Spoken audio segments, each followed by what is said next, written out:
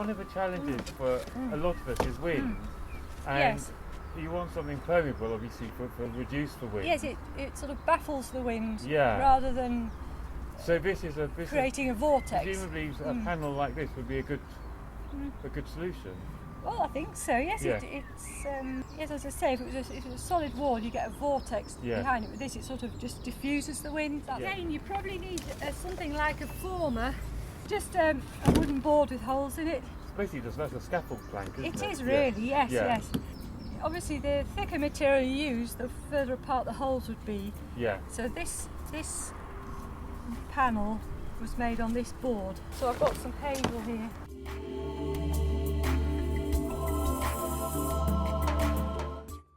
It's hard to go wrong, really. I mean, the thing with a hurdle is obviously if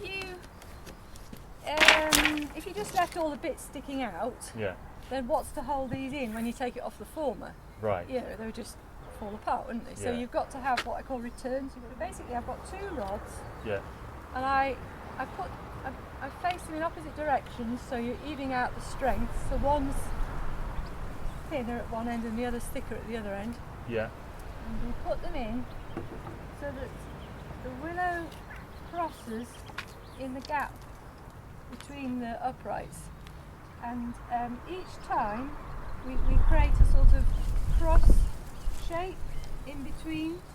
So the one that's on the top then becomes the one that's underneath in the next cross.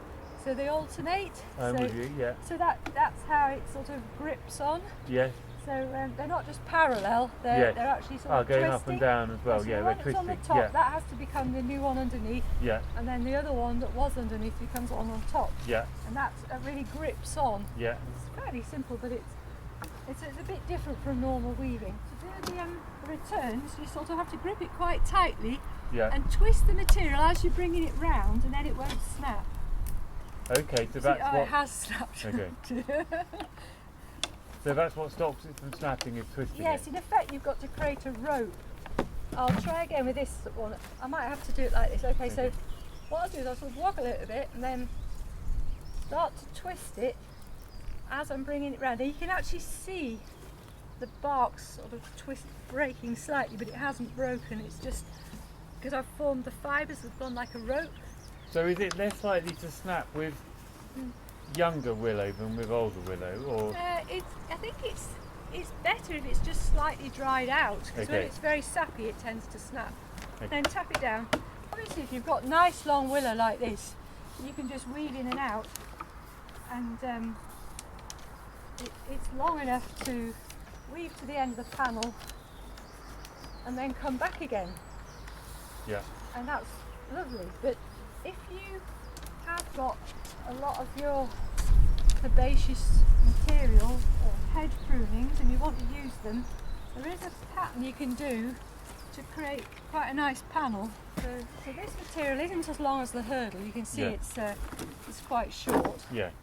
And what you do is you get a small handful of it. Yeah.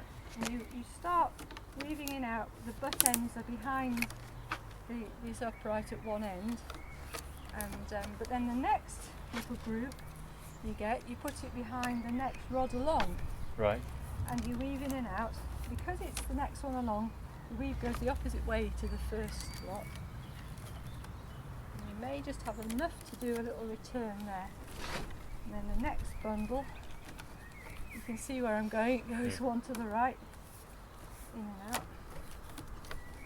And don't worry if it looks a bit odd, because it will work. So then the next one to the right.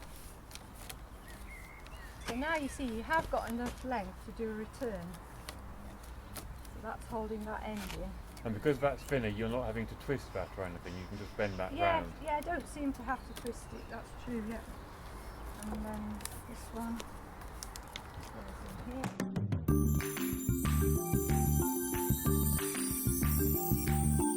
Built up this triangle, so now I've put in another 3 rods and I start at this end coming back the other way. Right. I have all the butt ends on the back so you don't see them. This now is similar to what we did at the beginning, going the other way. And the next 3 we put in behind the next upright. Yeah. Yep. If the rods are quite thin, I might put more than 3 in. Yeah. And then I come along one to the left.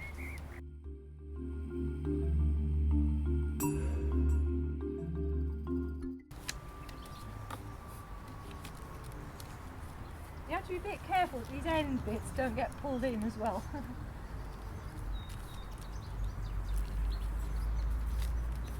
Okay, so now we'll do a layer of hazel, and again I'll do it in the same way that we did at the beginning. 2 hazel rods, and they're facing opposite directions, so you have a thick and a thin at each end. Yeah. So that evens out the strength.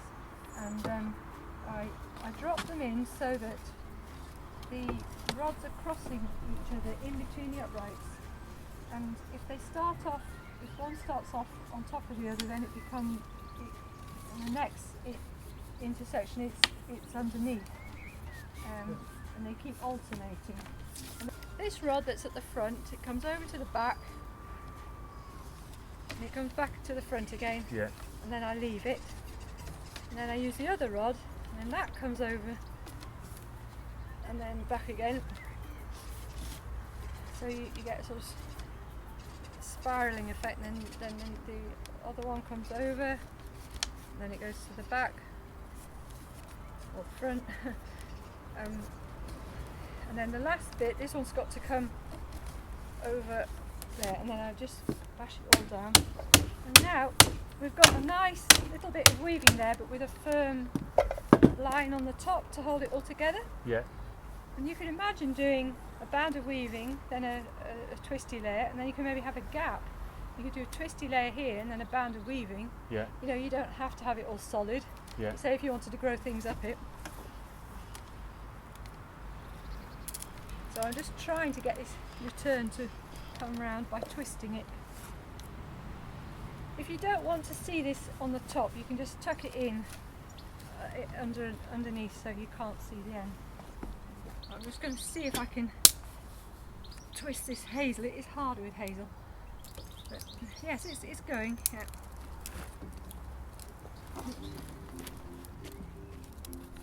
Just tuck this in if I can. Just in there.